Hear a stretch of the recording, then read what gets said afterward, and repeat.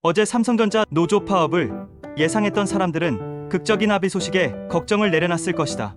디지털타임스 박정일 기자의 기사에 따르면 삼성전자 노사가 20일 김용훈 고용노동부 장관이 중재로 임금 협상 잠정 합의안을 도출한 가운데 사측은 입장문을 내고 뒤늦게나마 합의에 이르게 된 것은 국민과 주주, 고객 여러분의 성원, 정부의 헌신적인 조정, 그리고 묵묵히 자리를 지켜주신 임직원들이 있었기 때문이라고 감사의 뜻을 전했다고 한다. 삼성전자에 대한 이번 이슈를 보면 국민 기업이란 이미지가 맞는 것 같다. 노사 갈등 시 정부의 개입이 이번처럼 적극적이었던 적이 또 있었던가? 그만큼 삼성전자가 우리 사회에서 차지하는 역할이 크기 때문일 것이다. 주식시장에서 시총 1위인 삼성전자가 미칠 파급력을 고려하면 노사 합의로 불확실성이 확인된 점은 다행이다. 지난주 코스피 지수가 8천까지 갔다가 하락했다. 여러 이유가 겹쳐 있지만 그중 하나는 삼성전자의 파업 가능성에 대한 우려도 있었다. 국내 주식 투자를 하는 사람이라면 삼성전자와 SK하이닉스의 경영에 관심을 가질 수밖에 없다. 주가에 매우 큰 영향을 미치기 때문이다. 삼성전자 노사 간 합의안이 나왔고 이젠 노조원들의 찬반 투표만 남았으니 잘 마무리되길 바란다. 하지만 사상 초유의 반도체 생산 설비 전면 중단 위기를 하루 앞두고 삼성전자 노사가 극적으로 협상을 타결했으나 문제점도 남았다. 핵심 쟁점이었던 성과급 상한선 폐지와 제도화 등에 대해서는 노조의 요구가 상당수 반영되어 사측의 양보 폭이 더 컸다는 분석이 나온다. 쟁점이 됐던 성과급 배분 비율은 전체의 60%를 DS 부문 흑자 사업부에 지급하고 나머지 40%를 DS 전체에 지급하는 방식으로 합의됐다. 지급 방식 또한 세후 전액 자사주로 지급하기로 했다. 지급 주식의 3분의 1은 즉시 매각이 가능하지만 나머지 3분의 1은 1년간 또 다른 3분의 1은 2년간 매각이 제한된다. 현금 지급을 주장해온 노조가 상당 부분 양보한 결과다. 이와 관련한 뉴스를 듣는 사람 중엔 그래서 삼성전자 직원 1인당 얼마나 더 받는지 훨씬 더 궁금할지도 모르겠다. 노사는 사업성과의 10%대를 성과급 재원으로 고정하는 파격적 보상안에 합의하면서 반도체 DS 부문 임직원은 올해 세전 연봉 1억 기준으로 최대 6억 원가량 성과급을 확보할 수 있게 됐다.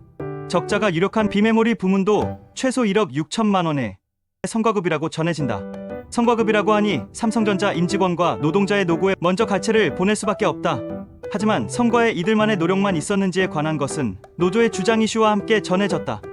그런데도 성과금으로 받는 금액을 듣고 상대적 박탈감을 느끼는 사람도 적지 않을 것 같다. 스스로 노동 대비 임금이 적다고 느끼는 사람이라면 더 그럴 것이다. 삼성전자의 실적 부진 시기엔 이런 일이 올 것이라고 누구도 예상하지 못했을 것이다. AI 사업 덕분에 슈퍼 실적을 달성했고 우리나라 경제에도 상당 부분 이바지했다. 삼성전자와 SK하이닉스의 반도체 수출에 따른 호실적 뉴스가 전해질 때마다 해당 회사 주식에 관한 관심도 증가했다. 주주에 대한 수혜를 기대하며 처음으로 주식시장에 진입한 사람들의 비중도 늘었다는 뉴스도 있었다. 정부의 상법 개정안도 주식시장 상승에 한몫을 한 것은 간과할 수 없다. 반도체 사업은 전후 공정뿐 아니라 위탁 생산 투자와 설계 등 많은 분야가 협력해야만 성장할 수 있다. 관련 소재 부품 장비 업체까지 낙수 효과가 생겼으면 좋겠다. 삼성전자의 성과급을 직접 나눌 수는 없겠지만 반도체 소부장 업체가 함께 성장할 수 있는 제도도 함께 마련되었으면 한다.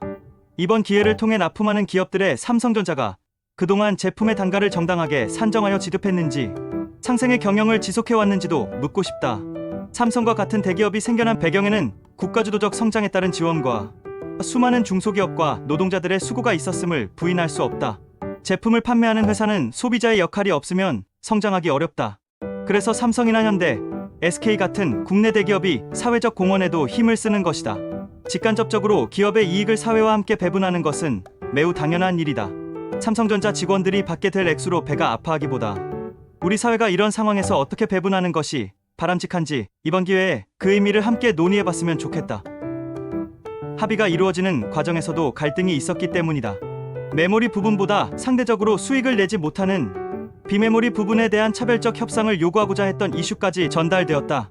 어떤 분야든지 수익성 차이는 하는 일이나 역할에 따라 구조적으로 있을 수밖에 없다. 그렇다고 이익이 나는 부분만 남길 수만도 없다. 사회적 계층도 이와 비슷하다. 업종에 따라 고임금을 받는 전문직도 사회에 필요하지만 적은 임금을 받고서라도 노동으로 사회적 역할을 해야 하는 직업도 있기 마련이다. 그래서 정부가 국민을 위한 복지를 정책적으로 마련하는 것이다. 경제자본을 무시할 수 없는 자본주의 사회이기에 누구나 슈퍼리치를 꿈꾸는 것도 개인의 자유다. 이 대목에서 이전에 읽었던 아비투스란 한 권의 책이 생각난다. 아비투스는 프랑스의 사회학자 피에르 부르디에가 정립한 개념으로 개인의 취향, 습관, 가치관, 행동 방식 등에 체화된 문화적 사회적 성향을 뜻한다. 단순히 개인의 타고난 성격이나 취향이 아니라 자신이 자라온 환경과 계층적 배경에 의해 오랜 기간 후천적으로 학습되고 무의식적으로 몸에 배인 사고와 행동 체계를 말한다. 아비투스가 계층을 바꾸는 힘이라고 설명하고 있다. 심리자본, 문화자본, 지식자본, 경제자본, 신체자본, 언어자본, 사회자본 등 7가지 자본을 소개하고 각각 이것이 인생에 어떤 영향을 주는지 이해하는 데 도움을 준다. 특히 5장의 경제자본 부분을 꼭 한번 읽어보길 바란다. 돈은 명품 가방이 아닌 자유를 선사한다라는 부분이 인상적이다. 노동을 통해 자본을 많이 가지면 자유로운 선택의 기회를 얻는다.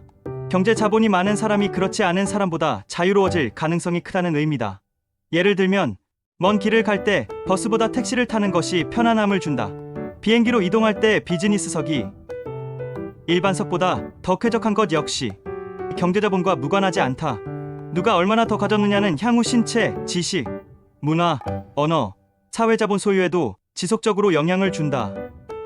경제자본이 지배적이라는 뜻은 결코 아니다. 하지만 경제는 누구에게나 매우 중요하다. 사람이 살아가는데 아비투스에서 이야기하는 자본은 모두 필요하다. 그러나 개인이 처한 환경이나 능력의 차이가 존재하므로 모두 가질 수 없는 면도 고려해야 한다. 함께 살아가는 좋은 세상은 분배의 문제와도 무관하지 않다. 양극화와 직결될 수도 있는 이슈이기 때문이다. 앞으로 노사의 협의안을 정할 때 삼성전자의 이번 사례가 영향을 줄 것으로 보인다. 최근 로봇으로 대체할 수 있는 제조업은 빠르게 적용하려는 경향이 있다. 최고 경영자의 선택으로 로봇 산업이 더 빠르게 진출하는 이유도 이와 관련이 있다. 하지만 로봇이 모든 것을 대체할 수는 없다. 로봇 개발자도 사람이지만 극소수이다. 결국 또 다른 소유와 분배의 문제가 초래될 가능성이 크다. 함께 만들어가야만 하는 세상을 위해선 이런 문제는 숙명에 더 가깝다. 오늘 하루는 삼성전자, 노사가 합의한 너머에 있는 소유와 분배의 문제가 갖는 사회적 의미를 깊이 있게 생각해보면 좋겠다.